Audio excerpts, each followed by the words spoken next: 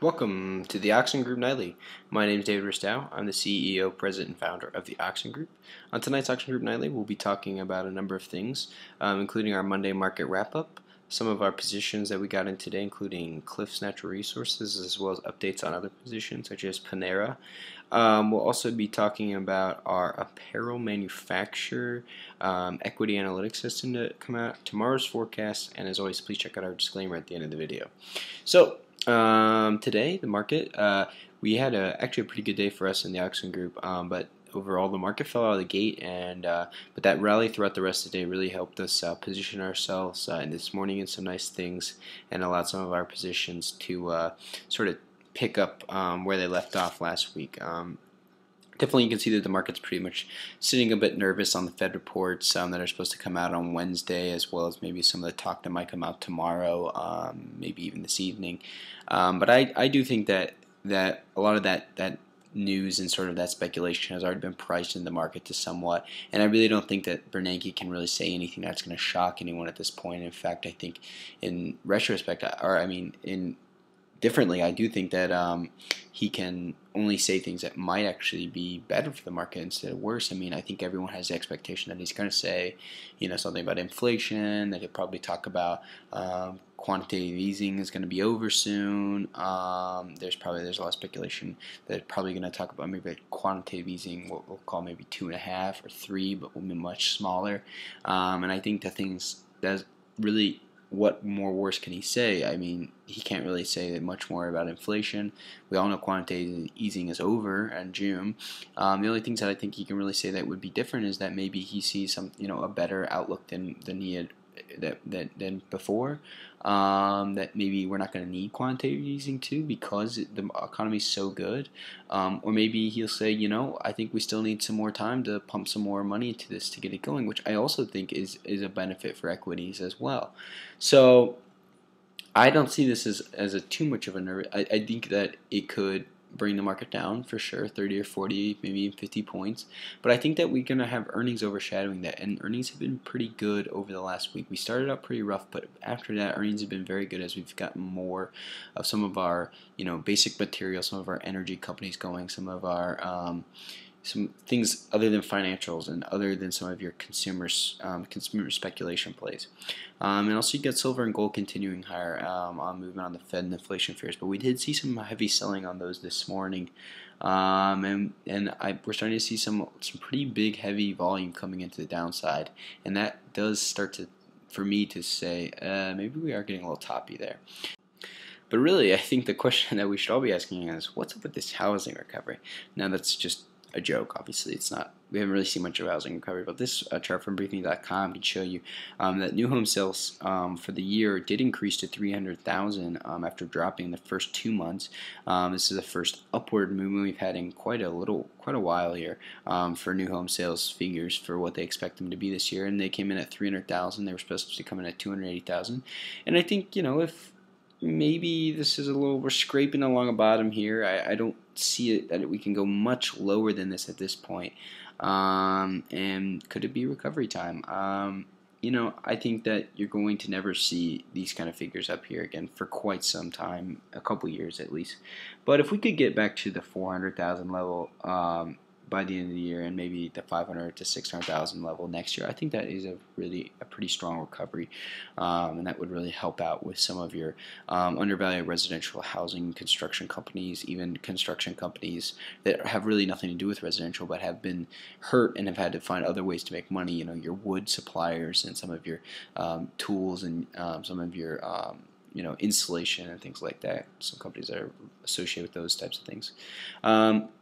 I thought we had a nice rally today. You saw the market drop out of the gate, but we saw it recover on this dip and move higher. And it only finished 10 points below the open, and so I thought we had a pretty strong day. I think we dropped early on, the inflation fears, the Fed fears, but I think we recovered nicely from that, and I think that is indicative of what will happen if we do get something that the market wants to pull that on out of Bernanke.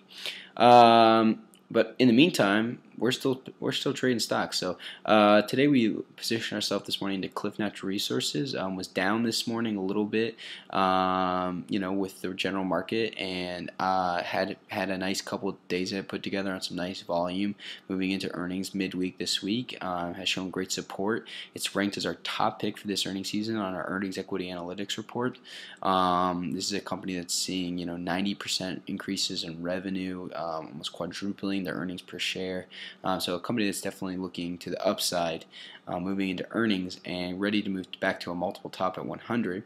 And we positioned ourselves in here today at 97.44, closed about 98.35, I think was the close, somewhere right around there. You can see a strong volume coming into the stock today on the day, better than even on Thursday, and but you can see the strong volume is coming in here, back here again, and there really hasn't been a lot of selling pressure, so this stock looks like it's going to pretty much continue up, as those sellers are definitely not going to be as big as the buyers right now, especially not until we get much closer to earnings, and we expect it to probably top out here at about 100. I think you'll see some pretty significant selling pressure as we get towards 100, and we're looking for a target at around the mid 99 level, and then we'll hold part of the position closer to earnings. I think we'll get there tomorrow. I think we'll hold closer to earnings to see how high this can get before we really see some selling pressure before earnings. We also got into Panera on Thursday, and what a position this has been for us so far. We got in, and on this bottom of this price channel, and the stock looked like a pretty good buy. It had gone down on pretty light volume. I mean, the volume's never real significant on Panera, but today it started to get some nice volume, one of its best volume days in almost a week and a half there, 2 weeks, and really just started moving to the upside. I mean, when you see this kind of volume bar in this sort of gap before earnings, and you're about to hit the next earnings, you're going to see a day like this. You're going to see some upward days like this, and we expect that to continue as we move towards their midweek earnings report as well. Other current positions, we exited another half of our Valera position for a 3.5% gain today. We also exited half of our BKI, which is Buckeye Technologies position, for a 2% loss. Disappointing position. We got in, and the stock rallied all the way back. We got in this spot, I think, back on Wednesday, maybe Tuesday, and the stock rallied all the way back to where we got in at the close on Thursday, and I really thought it was gonna just pop up this morning. The market's movement did not help in the early going, and this stock is pretty thinly traded. So when you see a big drop, it does really start to tank. We exited at a 2% stop loss, half the position. The stock did recover all the way back and more, but unless we get something really going tomorrow in the stock, I would venture to guess we'll probably exit the rest of the position between a 1 and a 2% loss. Just didn't work out the way we had thought. Had really strong earnings the last 2 quarters. I thought we'd start to see a little of that movement into it before earnings. It looked like it tried to get a little of that going, but just not enough people looking at this stock right now, and I think it's going to need a little bit more attention drawn to it before it has the kind of effect, and that's what we kind of learned from it. Lower volume stocks can attract that sort of same attention to them pre-earnings if they've had nice earnings movement afterwards, just because there's just not enough volume to sort of help bring them up. We are holding Hess with an entry at 80.30. Earnings are coming very soon. We're expecting nice things from them, and we should probably see a nice movement from them if we can get oil prices to get back going tomorrow. We bought Baidu near the close. We have pretty big hopes for them after earnings. I could see the stock going to about 165 post earnings. They've moved 10% after the last two reports. Probably can't expect from just as much as that this quarter, but the PE ratio is pretty high right now, but I think that you cannot be a seller on this stock right now with the kind of momentum they've got and the kind of expectations that they have. Finally, we have a new apparel and manufacturing equity analytics report coming out. This will be a new report that's going to have price targets, buy and sell ranges, as well as scoring on each company for their profitability, growth, management, financial health, and value. We'll be able to compare all these stocks, rank them compared to one another, tell you which ones are the best longer-term investments, where to get into them, how much they should really be trading at, and you can sort of use it to help you with all your investing analysis. We've actually already done Ralph Lauren and Lululemon, and a pretty significant revelation we found in Lululemon that you're definitely going to want to find out about. It might not be just as good as you think. Also for tomorrow, the forecast, Market rebound, I think, will probably be happening. Definitely will be tied to what we can get out of earnings tomorrow morning. After hours, I didn't see too much good news, but nothing too drastic. Netflix was down, I think, about 3%. The thing about that, though, is Netflix is kind of one of those companies. One of the things that you have to look at in the market these days is our market leaders are not our most valued, are overvalued companies, and the high flyers are really a lot of times very. Your high flyers are those companies that don't have a lot of connection to a lot of other companies. So Netflix down, but who does Netflix when they're down really affect? Maybe Amazon, maybe, but not even really. I mean, if Netflix is dropping, it's actually almost, I think, good for Amazon because it's showing that because Netflix's guidance, it looks like, was not as good as they had expected, and that could be because of the Amazon, the Facebook, and the fact that Blockbuster and a couple other companies are trying to get into that space. We do have lots of earnings tomorrow morning with AK Steel, Arch Coal, Coach, Coca-Cola, Neighbors, Office Depot. There's a couple others that are big. There's a lot of good companies there. AK Steel could be really good for Cliffs Natural Resources. If we could get coal going, that'd be very good for basic materials. Coach is going to really start to help show you how the Japanese problems are affecting luxury retail and retailers in Japan. Coca-Cola, always a bellwether.